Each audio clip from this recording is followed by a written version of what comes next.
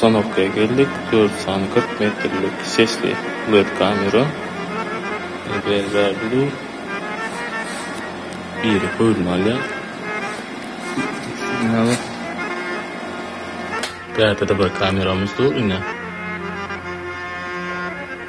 Bunlar nabzori. Şu tarafına kolunu 40 metrece asışenisi var. Plus sesem var.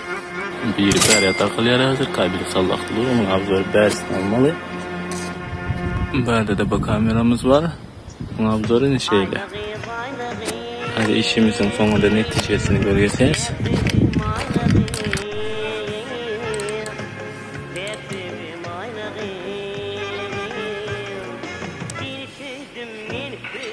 Kolunu bir ayrı